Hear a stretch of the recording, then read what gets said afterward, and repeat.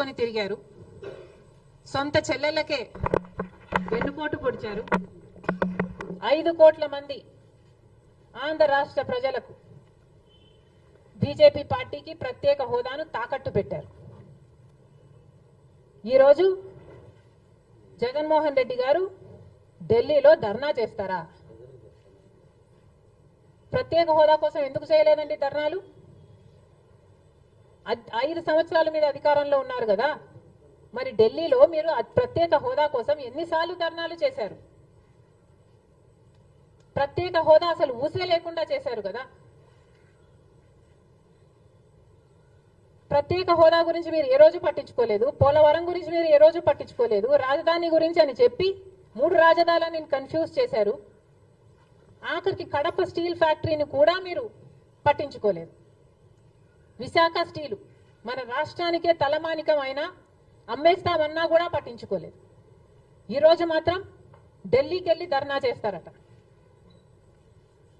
మీ కార్యకర్తను చంపేస్తే ఢిల్లీకి వెళ్ళి మీరు ధర్నా చేస్తున్నారే, మరి మీ సొంత చిన్నాన్నను చంపేసినప్పుడు మీరు ఢిల్లీలో ఎందుకు ధర్నా చేయలేదు న్యాయం కోసం?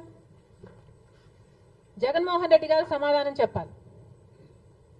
ఒకవైపు ఇక్కడ అసెంబ్లీ జరుగుతుంది. అసెంబ్లీ జరుగుతున్న సమయంలో మీరు అసెంబ్లీలో ఉండకుండా ఉండే ధైర్యం మీకు లేక ఇలా సాకులు వెతుక్కొని మీరు ఢిల్లీ వెళ్తామంటున్నారే.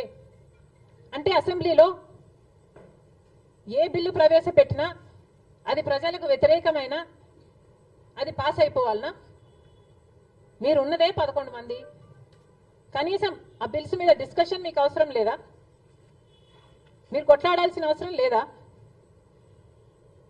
ఏం ఆలోచన చేస్తున్నారు జగన్మోహన్ రెడ్డి గారు? అసలు ఈ వెనుకొండలో జరిగిన హత్య కూడా పొలిటికల్ మర్డర్ ఇది కానే కాదు, ఇది వ్యక్తిగత మర్డర్ అని కూడా అంటున్నారు కదా. మేము ఏదో సాక్షి మీడియానో లేకపోతే టీడీపీ మీడియానో పట్టుకొని మాట్లాడడం లేదు. మా ఎంక్వైరీలు మేము చేసుకొని న్యూట్రల్ మీడియాతో లోకల్గా మేము మాట్లాడిన తర్వాత మేము వచ్చిన కన్క్లూషన్ ఏమిటి అంటే ఇది వ్యక్తిగత మర్డర్.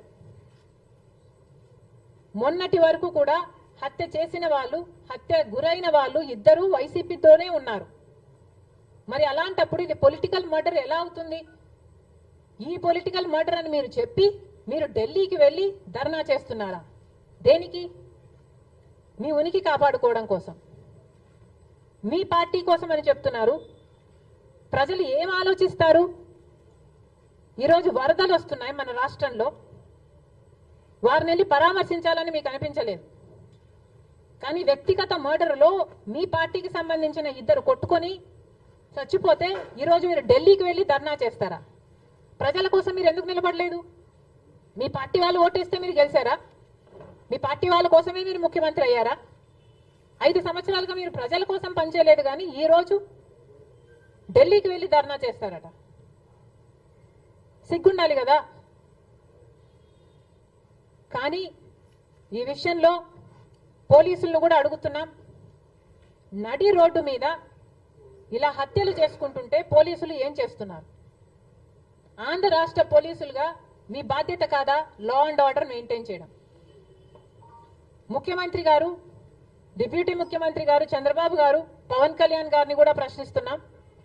మీ హయాంలో నడి రోడ్డు మీద ఇలా మర్డర్లు జరిగితే మీరు బాధ్యులు కారా? మీకు ఆపాల్సిన బాధ్యత లేదా? లా అండ్ ఆర్డర్ ఉన్నట్టా చచ్చిపోయినట్టా మన రాష్ట్రంలో? మళ్ళీ చెప్తున్నాం, మీరు జోక్యం చేసుకోండి, ఇలాంటివి కాకుండా చూసుకోండి. పోలీసులు కూడా అప్రమత్తంగా ఉండాలి. ఈ లా అండ్ ఆర్డర్ సిచ్యువేషన్ ని కంట్రోల్ చేయాల్సిన బాధ్యత పోలీసులకు ఉంది, ముఖ్యమంత్రికి ఉంది, డిప్యూటీ చీఫ్ మినిస్టర్కి ఉంది. దయచేసి మళ్ళీ ఇలాంటివి జరగకుండా చూడండి. Thank you.